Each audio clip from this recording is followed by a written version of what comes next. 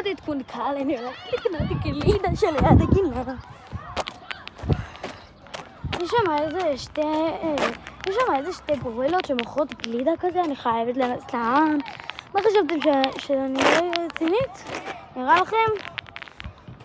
בקיצר, תסתכלו את השקף, רואים מפה את השמש נדיר. נדיר רצח. טוב, יש לי פה 10 שקלים בשקלים, כאילו בשקל ועוד שקל ועוד שקל.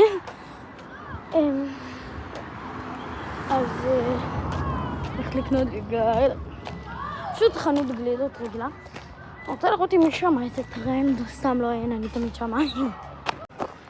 שקולים שלי, אני אשמע לכם טוב, אתם תהיו תמיד איתי.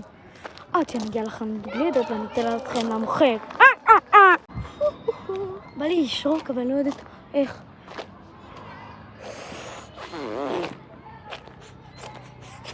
איך עושים את זה? מישהו עוד רואה לכתוב לי בתגובה. לאחרונה אני מאוד מאוד מאוד מגמגמת.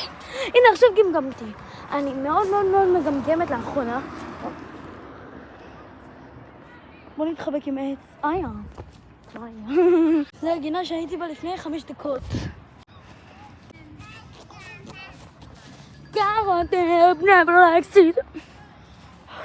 כן אתכם שאני אגיע. אין לי כוח ללכת, נו. יש לי רעיון, אני אעשה את הקסם. אוי שיט, זה לא חנות גלידות. שוב. זה עדיין לא חנות גלידות. טוב, עכשיו זה חייב לעבוד. 3, 4. נו מה, אני עכשיו בספסל. טוב, עכשיו זה באמת עובד, בוודאות. 3, 4. הנה, זה עובד. אני פה בחנות גלידות. זה קסם שתמיד עובד. יש פה המון גלידות.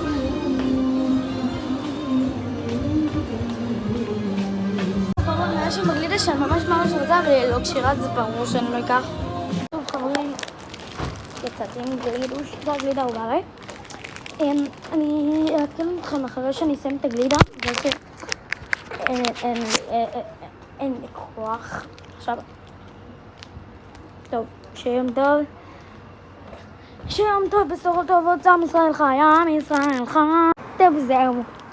ביי.